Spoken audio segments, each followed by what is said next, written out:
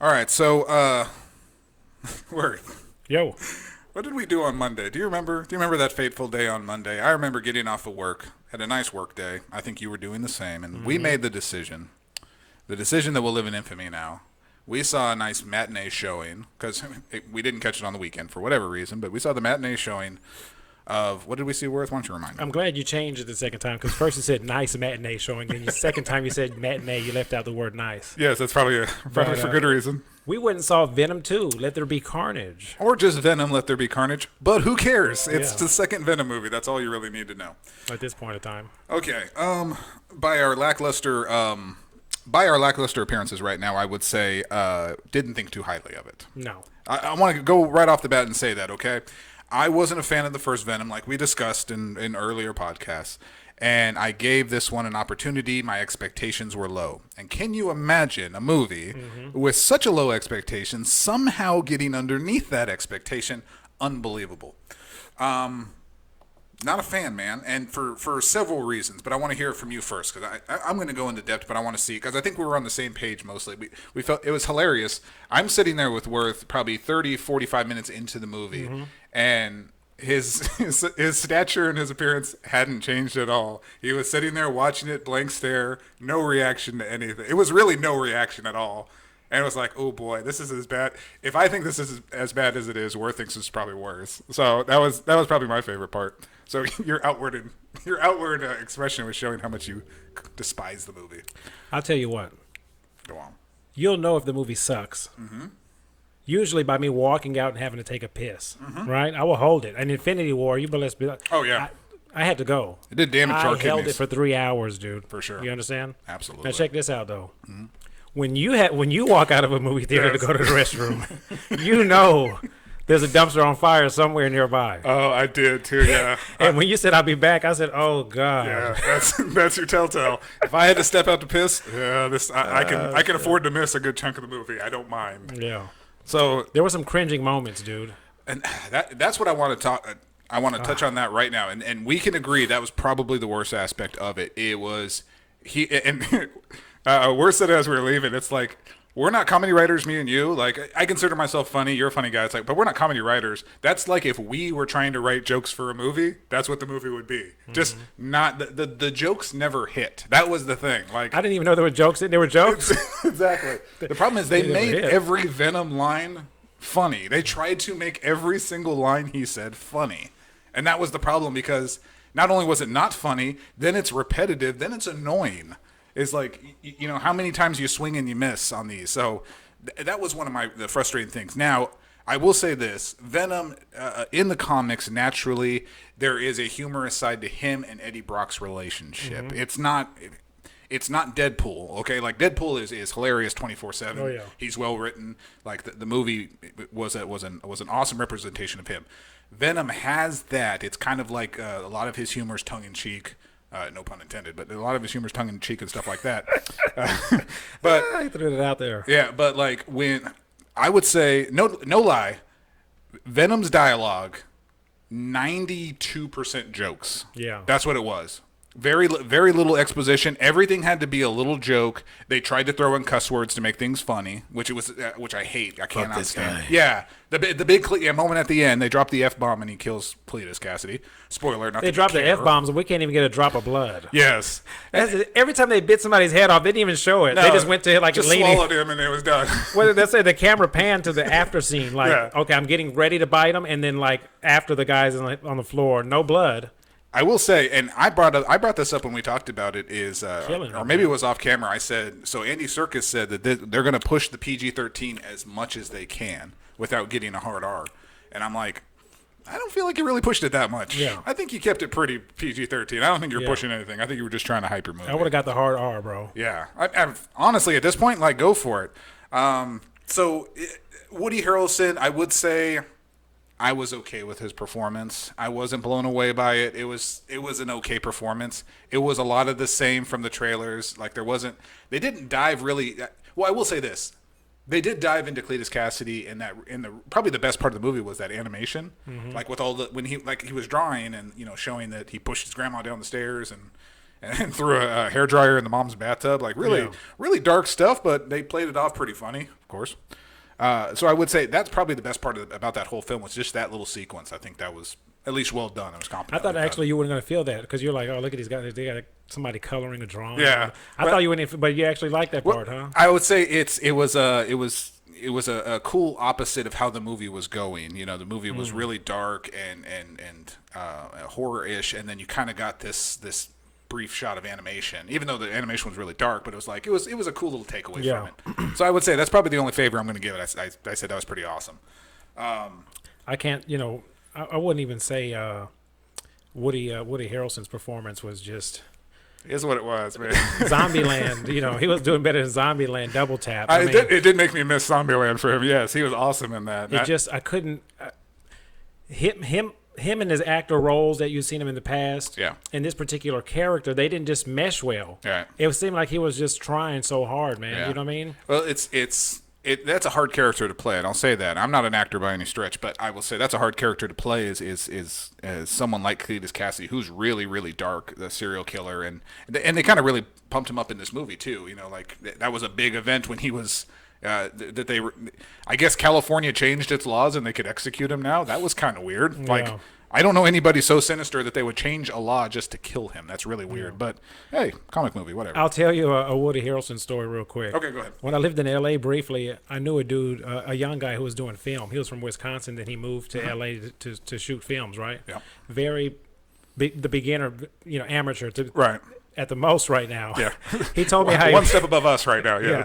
Well, he told me how he went to a party in Hollywood and he saw Woody Harrelson and he approached him and he was welcoming until he told Woody Harrelson that he wants could he be in a short film that he's doing that he has no money, and Woody Harrelson looked him dead in his eyes and told him to go fuck himself. And he told me that I ain't lying, dude. Oh my god. I actually thought about this last night.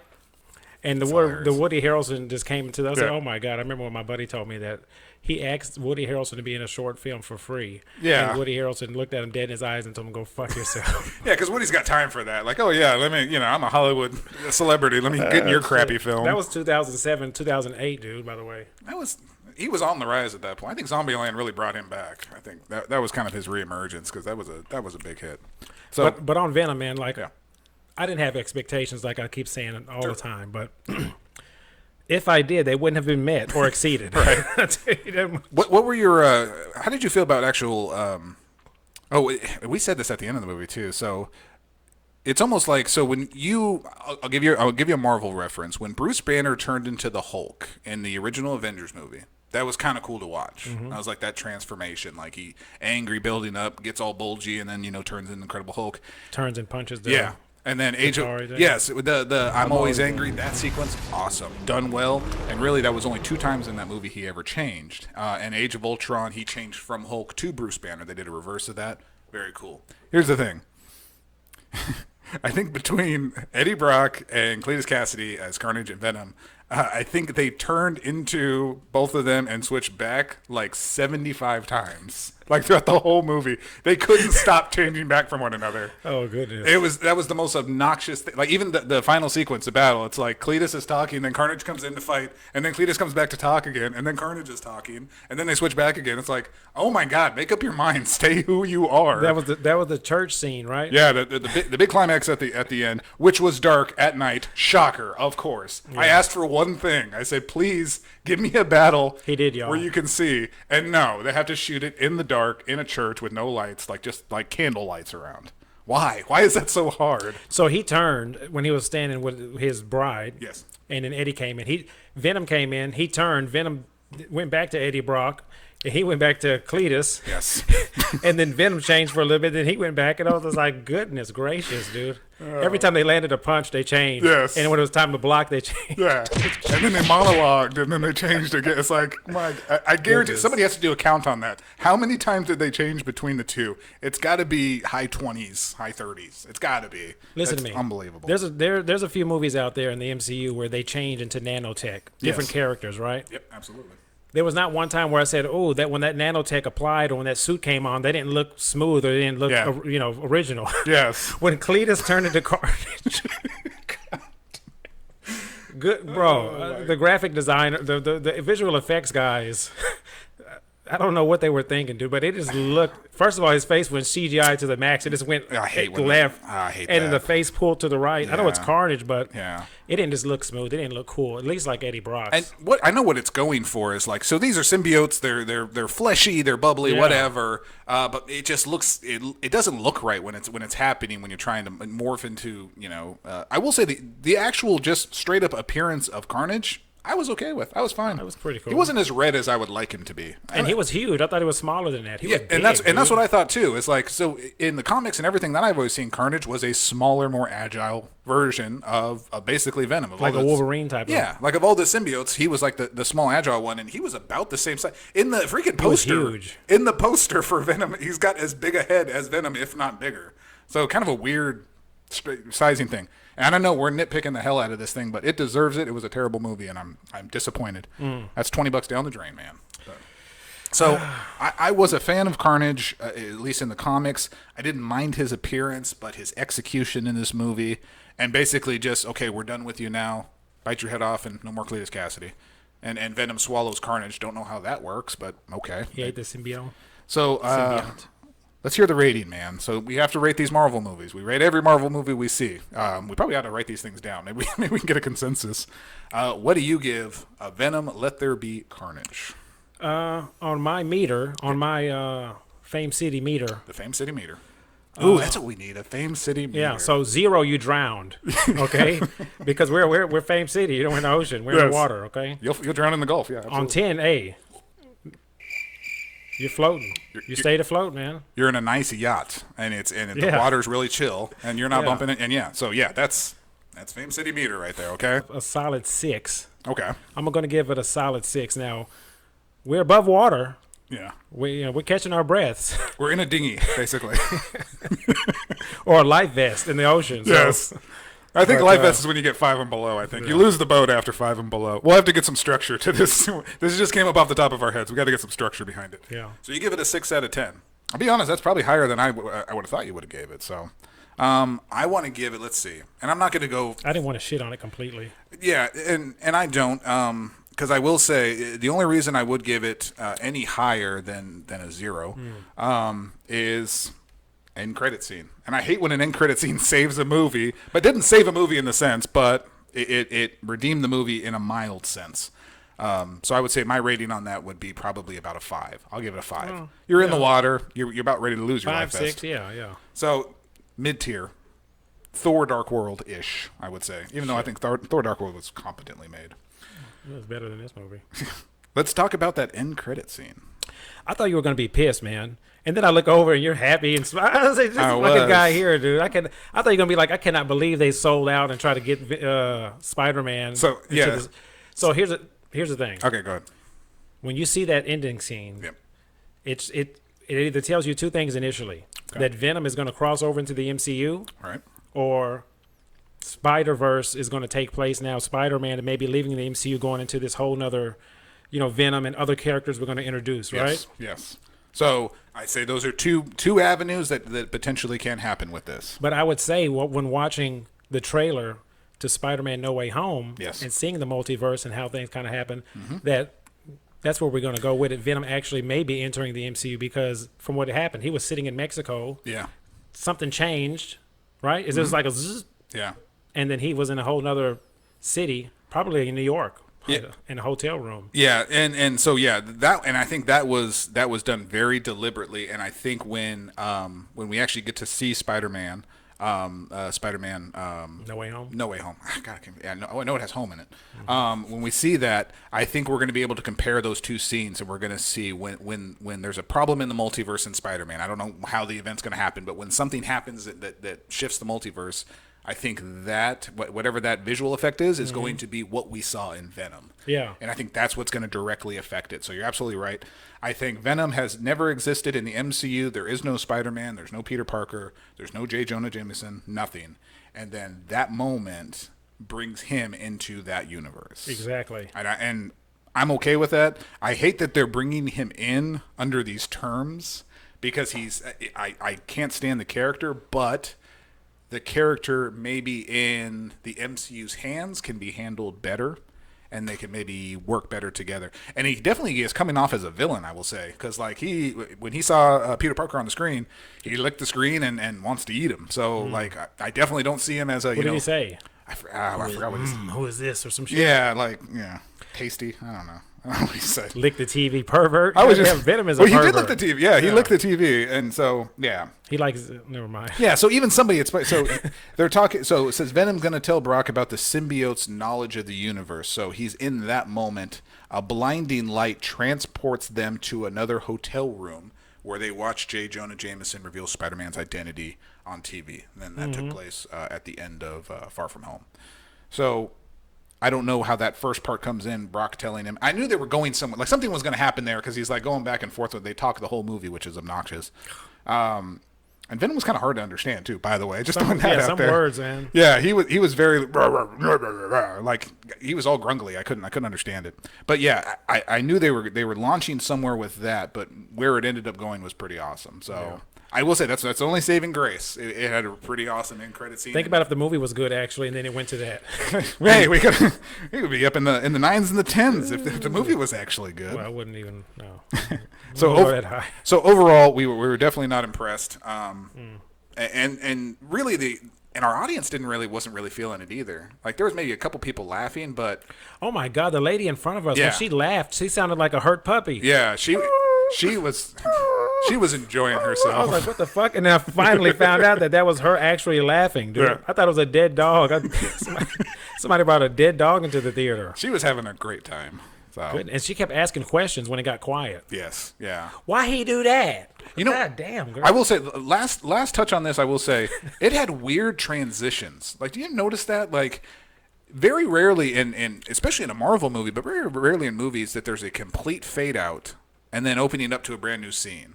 That happened like 3 or 4 times in that movie, and it just felt weird. Stop saying Marvel movie, bro. This is a Sony movie. Okay, Sony and Marvel in association with Marvel. Yeah, in association. So we got something to do with it, but we didn't make this shit. That's right. what it means. Marvel's we didn't. That's painfully true, yes. Absolutely. So this is yeah, I always thought in Colombia. It's almost like they filmed this scene, and then this scene needs to go to this scene, but we don't know how to connect them, so we just and open it back up. Like fade and fade in. Yeah, that's the only way we know how to connect it, so... I do better at editing on the. And what's a shame is it like killed it at the box office. Like it had the highest. Oh yeah. Yeah, it had the highest opening of post-pandemic opening. So. Well, the trailer made you think, "Oh man, this is finna be." Yeah. And then when you get in there, you say, "Oh, it was a piece of shit. It was what else? Damn." You're talking about the money you won't get back. What about my time? Yeah. How long was the movie? No, I will say that was the best part. The movie's only 97 minutes, and so basically it's like 89 minutes with credits. So it felt long, huh? Because it was so boring. It was boring, but like I'm glad it got to the third act, the big fight. It got there quicker than I thought it was going to get there. It didn't really delve any deeper, so I'm like, okay, well at least we got here, and let's see if it could save it at the end. Oh wait, no, it didn't. We're in a dark church. And they're changing every 2 seconds to talk to one another. And Venom went inside of everybody, damn near. That was weird too. Yeah, ex-girlfriend. I don't remember that in the first movie. Like to jump to people. Yeah. And he was wearing glow sticks. See, there's stuff I don't even want to get into that's just gonna piss me off. He was wearing glow sticks, talking to a party, taking selfies. Like, what are we doing here? What we is have to this? be free. Yeah, and giving a speech, and you think he was gonna mic drop or something. Like, just corny as hell, man. I swear. Just that part really annoyed me. And hey, maybe I don't know enough about the Venom character, and that's literally Venom in the comics, but that's not how the Venom I remember, okay? Venom I remember was brooding and strong and would bite people's head off. That's probably the only thing they got right. So how would the movie turn out if Kevin Feige was involved? Oh, my gosh. Yes, exactly. And you know what? I don't even think the actors were wrong. So it's like I don't think Tom Hardy was wrong. I think he was fine. He was still his twitchy self, which is annoying as hell. The guy cannot finish a sentence. He has to like stutter everything, but I guess that's his character. Sure, I don't remember that. So I don't even think it was the characters. It was just the direction, the way too much humor. It's like at least when Marvel does movies, its humor is subtle. Yeah. And it has its moments. Even Thor movies, because Thor is the most goofy out of all of them. So Thor would throw a few out there, but they won't be Thor back-to-back punchlines. I was thinking of like Captain Marvel. So like that movie was mildly serious and was establishing the character, but it still had its funny moments. It knew when to crack jokes and it knew how to deliver jokes like at the right times. And it wasn't just like awkward or just trying to, or like a shock joke or anything like that. You're supposed to be my science guy. Yeah. With that part. So overall, middle of the road movie. I won't see it again. I only saw the Venom for one time. I got no desire to see this one again. I say we stop talking about Venom in 5 seconds. Let's do a countdown. All right, 5, 4, 3, 2, 1. done.